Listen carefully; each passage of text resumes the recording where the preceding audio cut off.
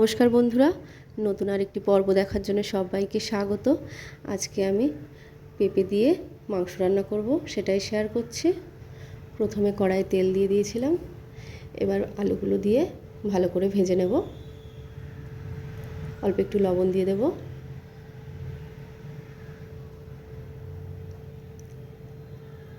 আলুগুলো ভাজা হয়ে গেছে লাল লাল করে, এবার তুলে নেব।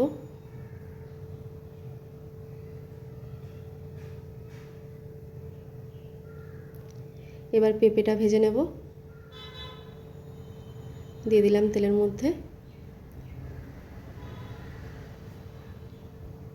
অল্প একটু লবণ দিয়ে দিলাম।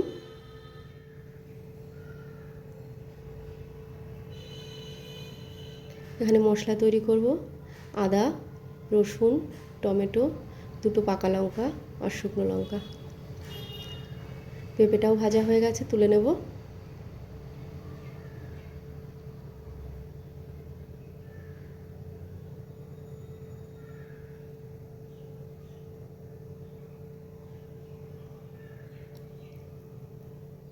এবার ফোড়ন দিয়ে নেব।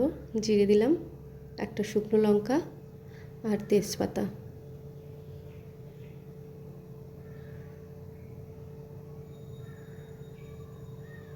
ফোড়নটা হয়ে গেছে, এবার পেঁয়াজ কুচি দিয়ে দিলাম। পেঁয়াজটাকেও ভালো করে ভেজে নেব।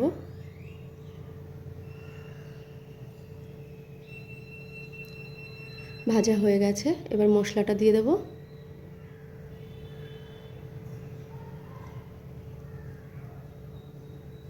একসঙ্গে ভালোভাবে মেশাবো।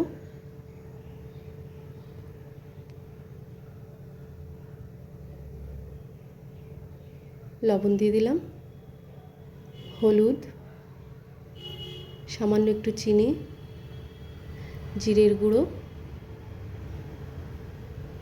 আর ধনের গুঁড়ো।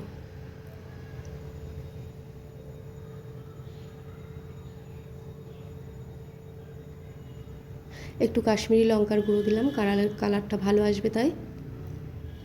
সব কিছু একসঙ্গে ভালোভাবে মিশিয়ে আস্তে আস্তে স্লো গ্যাসে মশলাটা ভালোভাবে কষিয়ে নেব।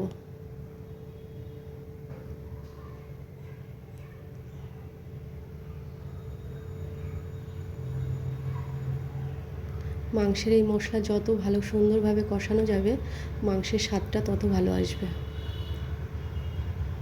তেল ছেড়ে দিয়েছে, এবার ধুয়ে রাখা মাংসটা দিয়ে দেব।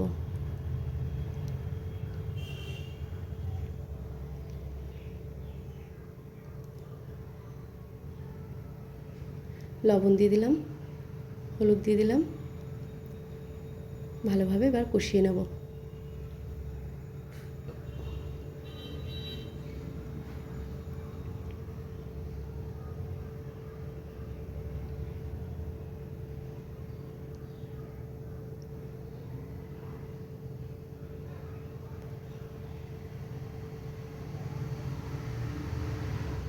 কষানো হয়ে গেছে, এবার একটু আলু আর পেঁপেটা এখনই দিয়ে দিলাম, দিয়ে আরেকটু কষাবো।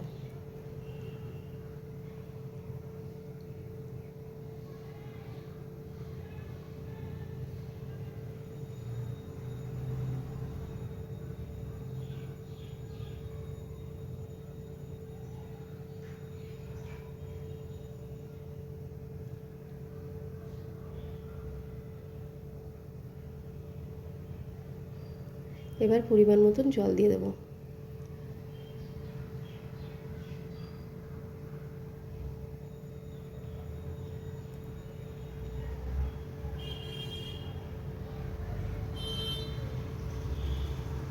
এবার আর একটু লবণ দিয়ে দেব,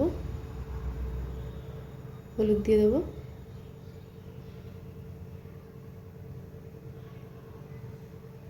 মিশিয়ে নেব ভালোভাবে।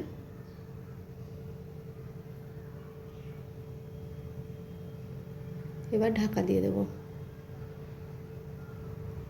ঢাকাটা তুলে নিয়েছি। মাংসটা আমার হয়ে গেছে, গরম মশলা দিয়ে দিলাম, ভালো করে মিশিয়ে দেব। মাংসটা আমার রান্না হয়ে গেছে।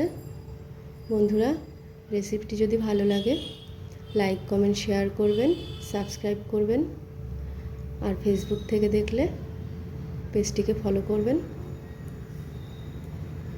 আজকের মতন এই পর্যন্ত। দেখা হবে আবার অন্য কোনো ভিডিওতে।